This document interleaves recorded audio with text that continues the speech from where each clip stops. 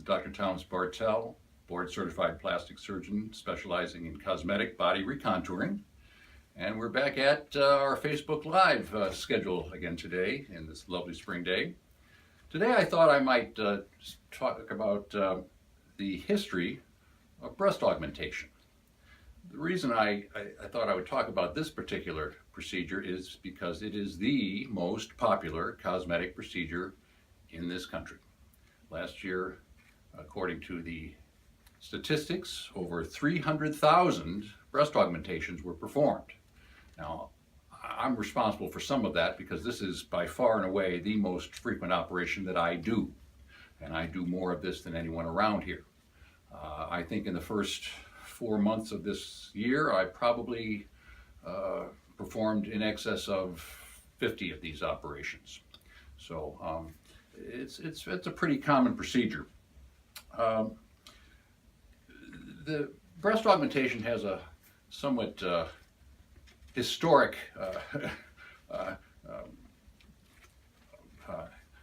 feel to it. The first breast augmentation that has been recorded was in the early 1890s. Now this was done, was listed by a German doctor by the name of Cerny, Vincent Cerny, that starts with a C, in the University of Heidelberg. Now he had a patient who had a defect in her breast from some type of tumor excision, and he tried to augment it by taking some of the fat from her hip and putting it into her breast. I'm sure it worked really well for about a week. Unfortunately, you can't transplant a big lump of fat anywhere and expect it to live. Fat is just like any other tissue. It needs a blood supply. And you take a big lump of fat and you try to transplant it, it's just going to turn into grease, and it's just not going to work very well. There was also a couple of reports in the 1890s from a few doctors who tried to inject paraffin, a type of wax, to augment breasts, with disastrous results. All that would do is cause ulcerations, and in fact many of these women unfortunately had to have their breasts removed as a result of this type of treatment. Now the first half of the 20th century was ripe with all sorts of reports of doctors putting different types of materials in the breast to try to enlarge them.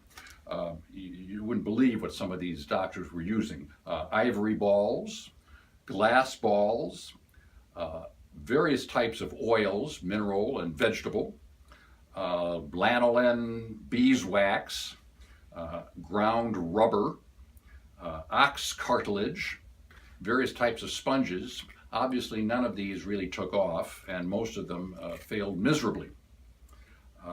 At the same time, though, there were some reports, especially in the French literature, of a non-surgical type of breast augmentation where these large suction cups were attached and the breasts were attempted to be enlarged using suction alone. Now, they weren't terribly successful, but there is currently a modern version of that. It's called the Brava System. This is a system that where suction cups are attached to the breast with a small motor that tucks in between.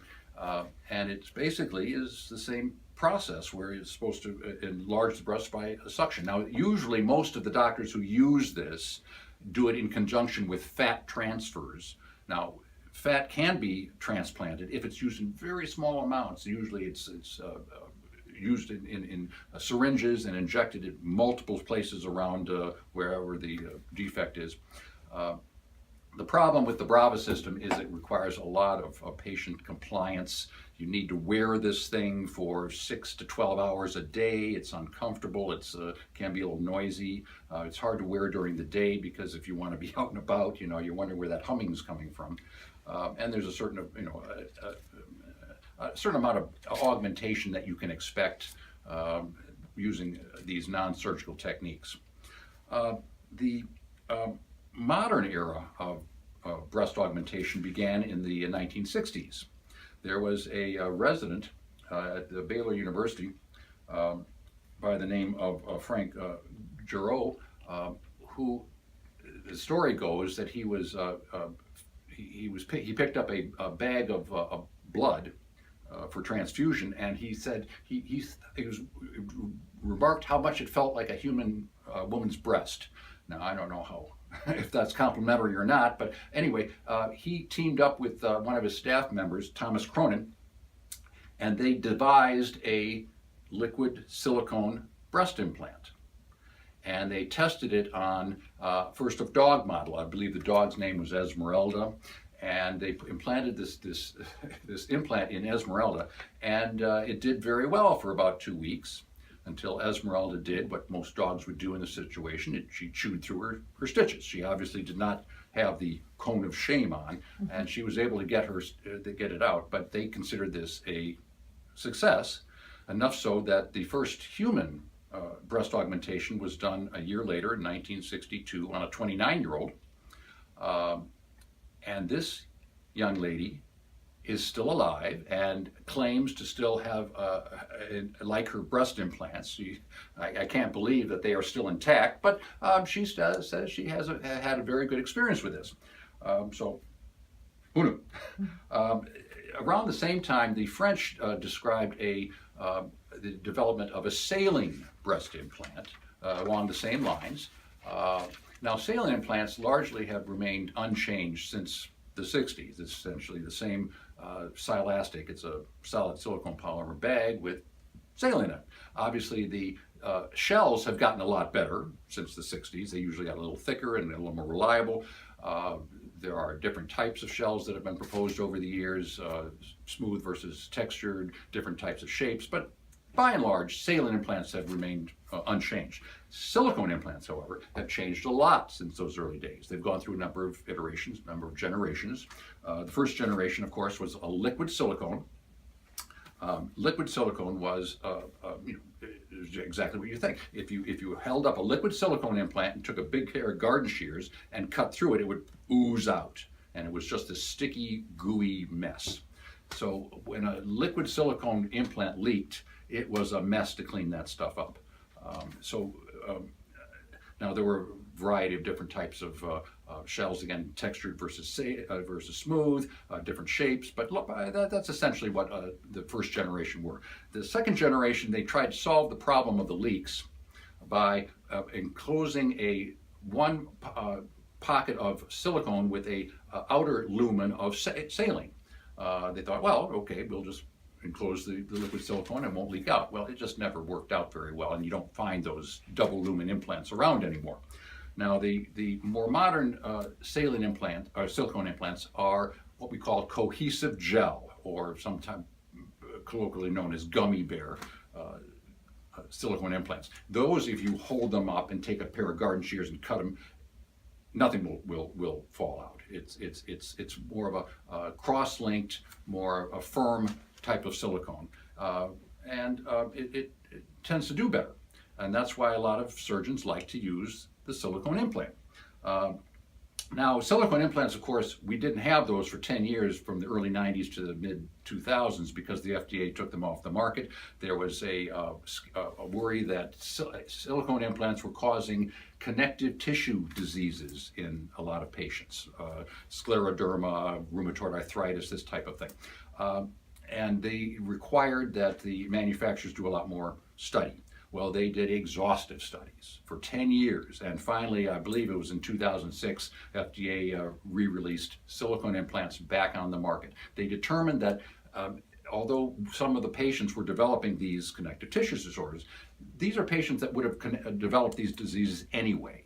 One had nothing to do with the other. So that's why there are a lot of doctors who prefer to use the silicone implants now. I prefer saline. The doctors who prefer the silicone implants will take a silicone implant and a saline implant in the office when they're having a consult. They'll put them on the desk or the table, and they'll ask the patient, which one do you think feels more like a breast?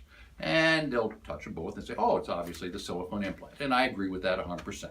It feels more like a breast when it's sitting on the table. That's not where the implants go, however. The implants go deep inside patients, not just under the skin, not under the breast, but under the muscle. An implant, no matter what it's made of, is simply pushing you forward. So what you see and feel on the outside is you, it's not implant. So, although it may feel more natural on the table, the silicone implant, when it's deep inside you, not so much difference between that and a saline implant. Now, I don't have any illusions that a silicone implant is dangerous for patients. So if a patient comes to me and convinced they want to have a silicone implant, I'll say that's fine. First of all, you're going to go somewhere else because I don't do that. But second of all, I don't have any problems with that. It's not dangerous for you in any way. But I find that a saline implant is much more versatile and has more advantages over a silicone implant. For one thing, a saline implant, you can continue to have mammograms, where it's usually recommended with a silicone implant, you have MRI scans. Now, MRI scans are very expensive, and I can guarantee you your insurance company is not going to pay for that. So if you have to have a few MRI scans over your lifetime, it's going to cost more than the surgery itself. Saline implant, mammograms, no problem. And since the implants are guaranteed by the manufacturer to last your lifetime, they're not, even if it did break, they're going to pay to have you get a new implant. Now, I've never lost an implant. In 30 years, I've never lost one on a mammogram, and they give you a good squeeze. I know you ladies know how that works. I've never lost one on a mammogram, so if they can't break them, you can't break them. The most important reason I like to use saline implants is because they are adjustable in the operating room. If you take a silicone implant, you put it in, if you have any asymmetry, if you didn't get the patient where they wanted to be, oh well, nothing you can do about it. With a saline implant, each one comes with a minimum fill volume and a maximum fill volume, and I can use that range to first correct any asymmetry between the breasts I see. And second, if I don't think I got her where she wanted to be, I can do something about it. I can push them up a little bit. And that way I hit the mark. I don't have to guess. So that's why I like to use saline implants. Now, the main complaint with the surgeons who use silicone implants regarding the saline implants is in thin women, you can get some rippling, which is you can feel palpable rippling. You can feel the implant ripple on the sides especially. And that was true in very thin women. I agree with that. There's not much we could do about that until recently. About 4 or 5 years ago, a new implant came out. It's called the Ideal Implant. Looks like this. It is a saline implant. It's made out of the same shell on the outside, has same saline on the inside, but it has these additional shells inside. It's like a waveless waterbed, and it acts more like a silicone implant. So this implant is definitely designed to reduce the risk of rippling, and I offer this implant especially in thin women. I think it's done a marvelous job. I really like this implant. So I think that solved the only problem that we had with the saline implants. So I really don't see any reason to use a silicone implant. I think this is a much more useful device. So anyway, that's it in a nutshell, the history of breast augmentation. We'll be off next week. I'm afraid my daughter is having her broken arm set. She broke her arm in January on the ski hill, and it's never healed well. So we're going to take her to the operating room and get this fixed. So I'll be off next week, but then I'll see you again in June. So everyone enjoy that wonderful weather out there. See you later.